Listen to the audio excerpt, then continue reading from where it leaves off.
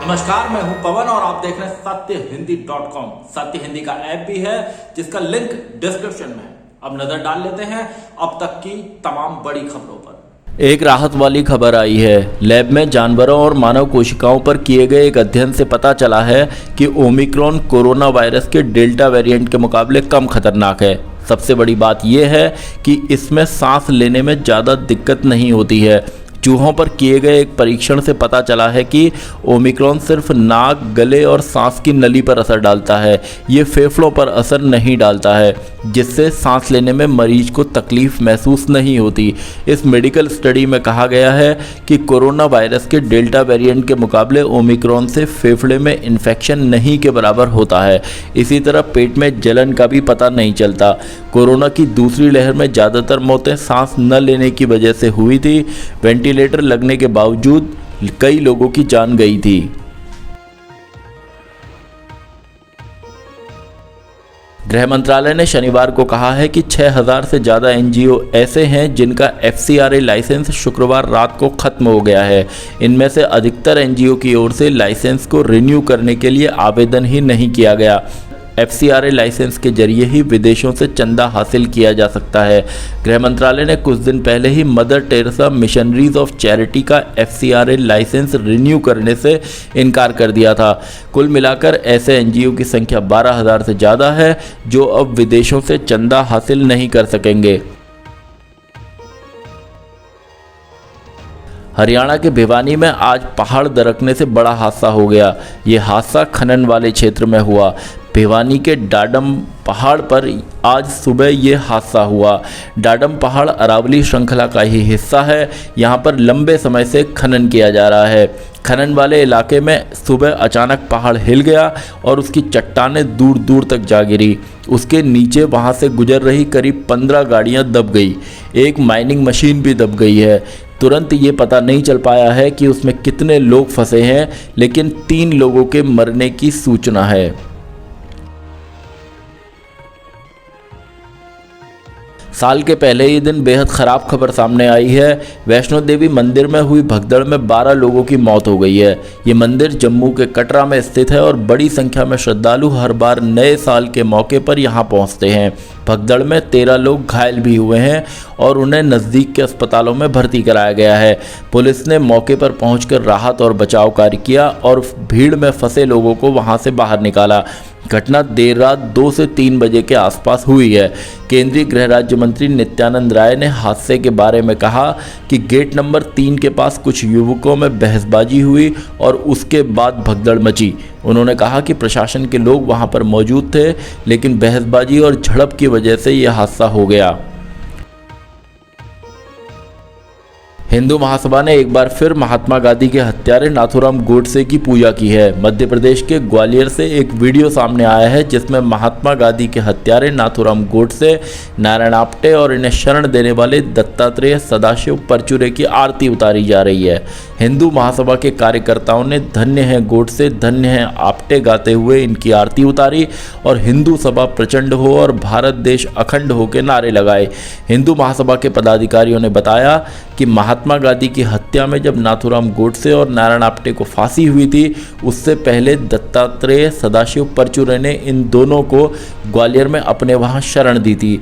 इसके लिए परचुरे को आजीवन कारावास की सजा हुई थी। भीमा कोरेगांव में हुए युद्ध की 204वीं वर्षगांठ पर शनिवार को वहां हजारों लोग इकट्ठा हुए। महाराष्ट्र में ओमिक्रॉन के खतरे को देखते हुए पुणे के जिला प्रशासन ने हालांकि तमाम आदेश जारी किए थे और कहा था कि इस इलाके में 30 दिसंबर से 2 जनवरी की सुबह 6 बजे तक धारा 144 लागू रहेगी। महाराष्ट्र के उप मुख्यमंत्री अजीत पवार, राज्य के गृह मंत्री दिलीप वलसे पाटिल, सामाजिक कल्याण मंत्री धनंजय मुंडे सहित कई लोग विजय स्तंभ पर पहुंचे। हर साल 1 जनवरी को दलित समुदाय के लाखों लोग विजय स्तंभ पर इकट्ठा होते हैं। भीमा कोरेगांव का नाम तब चर्चा में आया था जब 1 जनवरी 2018 को 200वीं वर्षगांठ के मौके पर यहां हिंसा हुई थी। बिहार के डीजीपी एसके सिंघल ने अपने मन से शादी करने वाली लड़कियों को लेकर एक बयान दिया है, जिसे लेकर काफ़ी चर्चा हो रही है। डीजीपी ने कहा कि ऐसे कई मामले पुलिस के सामने आते हैं जिनमें लड़कियां माता पिता की मर्जी के खिलाफ शादी करने के लिए घर से चली जाती हैं और उनमें से अधिकतर की हत्या हो जाती है। उन्होंने कहा कि कई लड़कियों को वेश्यावृत्ति में धकेल दिया जाता है और उनका कोई ठिकाना नहीं रहता। डीजीपी ने कहा कि इसका दुख माता पिता को और परिवार के बाकी सदस्यों को उठाना पड़ता है। उन्होंने अपनी बात को और साफ करते हुए कहा कि माँ बाप अपने बेटे बेटियों को अच्छे संस्कार दें और उनकी भावनाओं को समझें। ऑनलाइन खाना ऑर्डर करने वालों को अब कुछ और जेब हल्की करनी पड़ेगी। दरअसल स्विगी और जोमेटो जैसे फूड एग्रीगेटर्स को नए साल की पहली तारीख यानी आज से बने बनाए खाने पर 5% जीएसटी देना होगा और इसकी भरपाई करने के लिए वो इसे ग्राहकों से वसूलेंगी। पहले इन कंपनियों को जीएसटी नहीं देना होता था, लेकिन नए साल से नया नियम लागू हो गया है। इससे ऑनलाइन खाना मंगाना महंगा हो सकता है। फिलहाल तो जीएसटी के तहत पंजीकृत रेस्तरां ही टैक्स लेते थे। इसके अलावा उबर और ओला जैसे कैब एग्रीगेटर्स को भी 1 जनवरी से गाड़ी की बुकिंग के लिए 5% जीएसटी देना होगा।